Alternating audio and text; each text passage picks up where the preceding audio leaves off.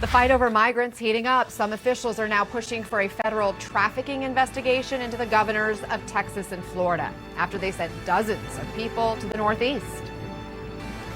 Officials in both Massachusetts and New York are now pushing for legal action as Republican governors send migrants to the Northeast. We've been covering these stories as bus after bus arrives in New York City, and just days ago in Martha's Vineyard, migrants arrived by plane, surprising the locals there. Now, Florida's Republican Governor Ron DeSantis is claiming credit for sending those migrants to the vacation island, but it is clear he intends to capitalize on all this attention. The one place in our country where we see virtually no law and order is at the southern border. And this is a crisis. It's now getting a little bit more attention. This is a crisis.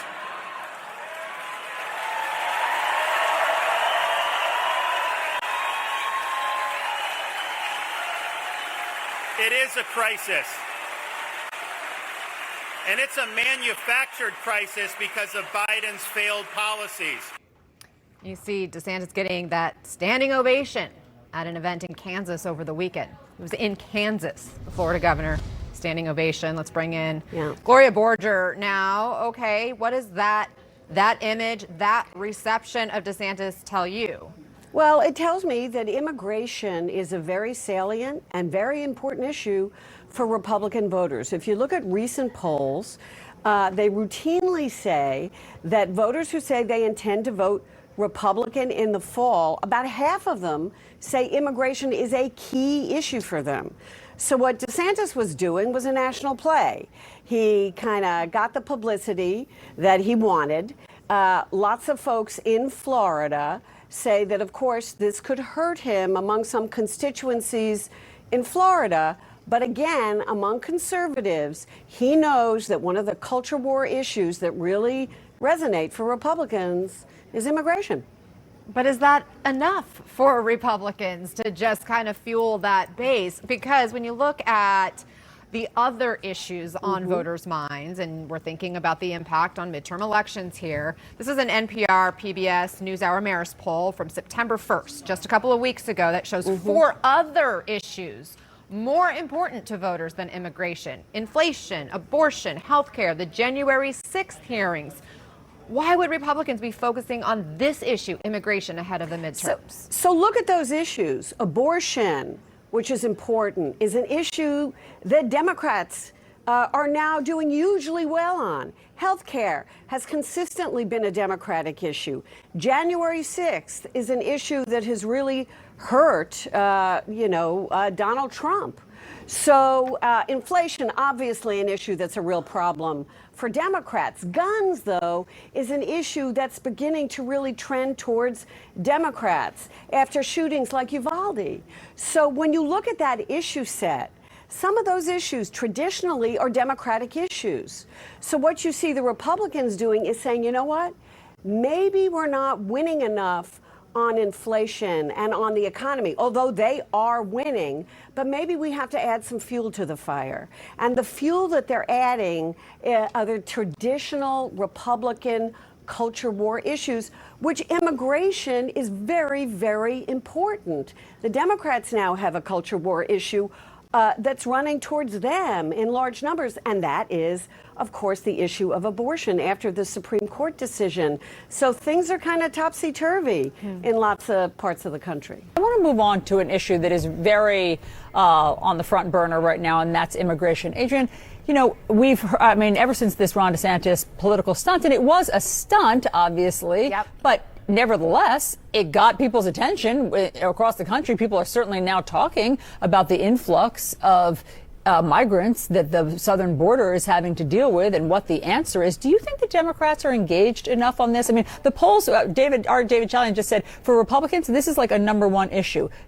Are you hearing solutions on the Democratic side? Well, look, this is a playbook that we've seen time and time again take place in the Republican Party. Anytime things are not going great for them. I mean, they did not have any cooperation on the very widely popular Inflation Reduction Act, for example. They were not part of the conversations in terms of passing historic climate change legislation. We could go on and on. So what they do is they pivot back to, we want to have a conversation on immigration. We're going to pull these political stunts. But this is real. I mean, I just want to say they're not making it up.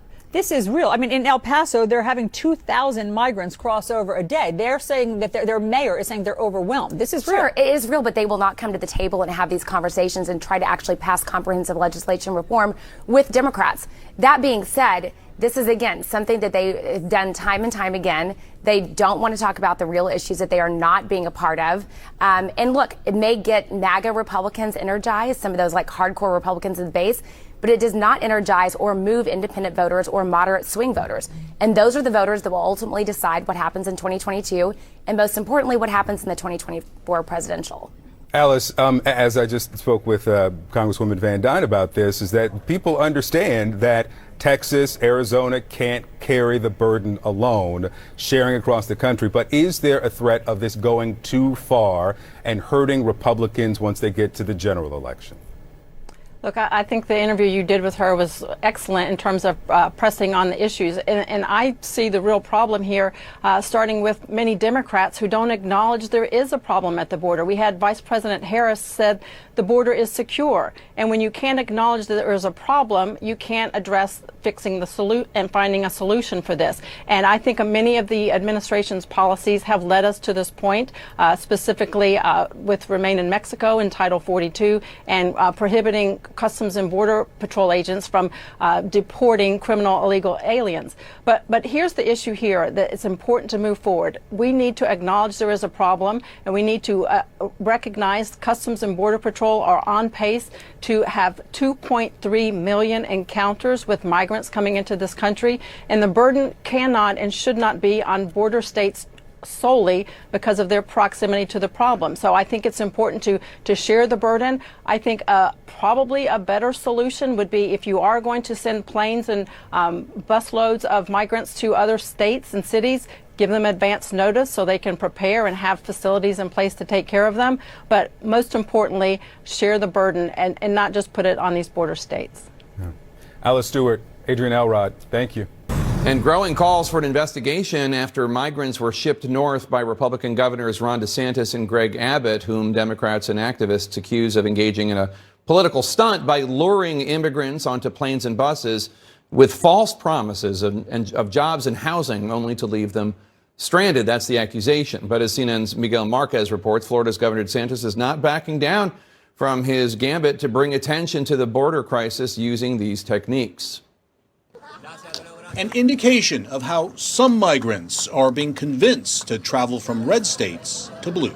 A pamphlet provided to Venezuelan asylum seekers going from Texas to Martha's Vineyard. The information provided by whoever the state of Florida contracted with to identify migrants willing to take a chance. The pamphlet offers refugee assistance, including cash and employment services. All the migrants flown to Martha's Vineyard were seeking asylum, not refugee status.